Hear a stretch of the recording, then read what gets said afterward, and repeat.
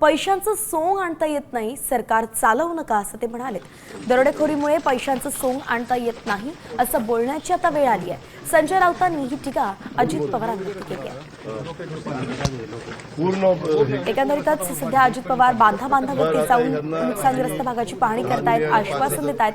मात्र आश्वासन पूर्ण करण्यासाठी पैसे सरकारकडे कुठे आहे असा सवाल संजय राऊतांनी व्यक्त केलाय। त्यामुळे पैशांचं सोंग आणता येत नाही, सरकार चालवू नका असं ते म्हणाले।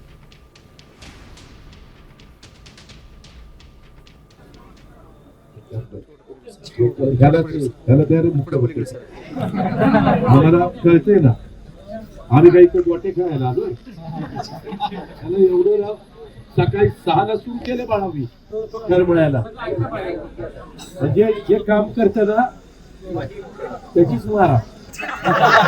बघा ना आता एवढं जीव तोडून चालतोय, हातून पण एका ठिकाणी जायचंय, आम्हालाही कळतंय ना।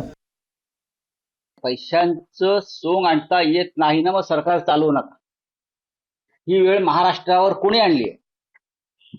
तुम्ही लाडक्या बहिणींचा उल्लेख वारंवार करू नका। लाडक्या बहिणींचे संसार त्यात वाहून गेलेले आहेत।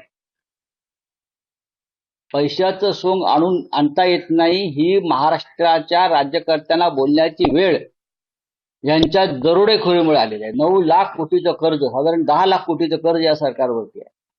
यांना कोणी कर्ज द्यायला तयार नाही।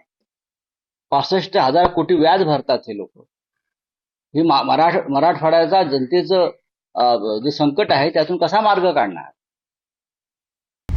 आता isakal.com आहे देशातील नंबर 1 ची मराठी न्यूज वेबसाईट। प्रत्येक अपडेटसाठी isakal.com ला नक्की भेट द्या।